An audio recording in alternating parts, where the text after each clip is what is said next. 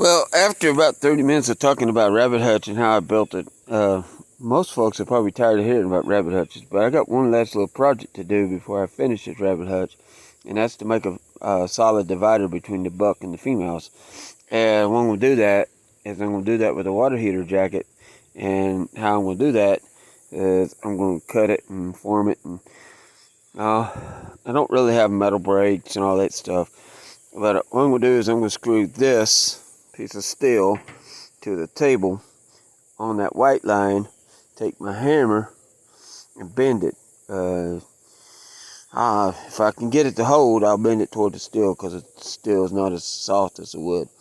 And then that'll make me a 90. Before I do that, I'll cut a corner out right here because the floor is going to be a 90 and the other side is going to be a 90. And the missus said I may not need to go, may not need to actually join anything to the end of this to complete the top, and she's right, I may not. Got all the doors on it now,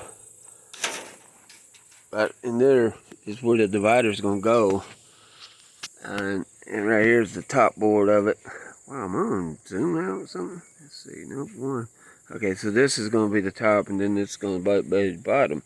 So I need 90s. I need flanges on the sides and the bottom to screw to this material here and that material there and here, and then flat up here. And theoretically, I could actually go with a 90 up here too. So yeah, if I do that, I might actually make that work without it. But on the other door, I couldn't get this side to work with the hinges. It broke a hinge. Yeah, the hinge is gone now. But it broke a hinge once I put it on there to try to open it. And there's a you can't really see it on camera, but the doors and the face don't match. Anyway, life goes on. So I had to make a block over here and over here. But this block, if I'd put that screw in wood that close, it wouldn't have worked. I had a piece of steel. So I put the screw to a piece of steel. Now, I got a block and a door that opens. So, it closes tight too, by the way. So there we go. Just have to be kind of careful to, get it closed right. I mean, they don't have to be open that much. There's a buddy over there. He's got 2 girlfriends coming. But this whole thing's got to be moved. It weighs what? Oh, probably weighs just about as much as a small utility vehicle. Damn thing's heavy, but it's all 3 cages in one. So I'm down to the last cage building. Gotta get it built and then get the roof on it. Got one more piece of material for the roof. And then this one don't close as good. The hinges are not exactly right. It springs open. So anyways, got a block on it. So my main purpose of this video is to cut that metal and make that thing. So I'll come right back. Alright, so I folded 2 sides. I got 2 flanges going here. I'm getting ready to do the third one. And I was going to try to just shoot the screws through the metal, but there ain't no sense of testing fate. This has been working pretty good so far this morning, so there ain't no sense of going that. I'll just drill a hole. Got the drill bit. The small holes I need to drill, I have to use a smaller drill because those drill bits are not supposed to bend, but yeah, the 1/8 inch drill bit bend, the 1/8 inch one. So it's no longer usable. Alright, well, I'll just send it back to China and scrap metal and they'll make another one. Let's see what happens here. Because what I gotta do is I gotta attach this to the table. It's gonna leave a hole in the metal, but that ain't no big issue here. I'm not trying to make something waterproof. I'm not trying to make it buck proof. So I don't think that's gonna bother them none. As bizarre as that sounds, no, I don't think it will be a problem.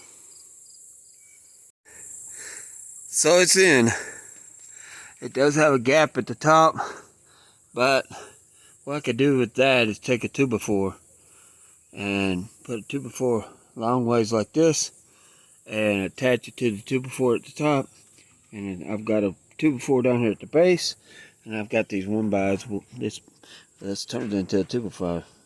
All this thickness. So I've got this over here, and I got this. I've got it all the way connected. It's in there snug too. Not exactly pretty, but it's darn functional. So when you see an old water heater laying on the side of the curb and you think it's just junk, yeah, you got a piece of metal on that thing. Let me show you something else you got. These here, I brought these up from Houston. But it's just a water heater that I cut in half. There's some holes in the bottom and all that, and that could be used for a flower bed. We just haven't done it yet. It's one of the projects that we haven't accomplished yet. But I got that one, and now I've got this one over here. But these new water heaters, they got foam on the outside. They foam them, stuff fiberglass. So now, what I gotta do, I mean, there is a little bit of fiberglass over, not much. But I gotta clean all that stuff off. And then once I do that, pull the heater cores out, I can cut that in half and make that 2 flower pots too. Well, one last look-see. All the girls are in their house, all enjoying their moment. I had to make a cover for this feeder. I got one feeder to cut out for her. I need to go ahead and do that real quick. But they're all in here. Hang on a minute. Alright, so I had to put that feeder on that last rabbit hutch down there. And now that I've done that, I'm done with this. This project is officially done. Well, yeah, I tied all the feeders up with a wire like this. This in here ended up with a board over it, so it's really in there. But none of the rest of them. There we go, though.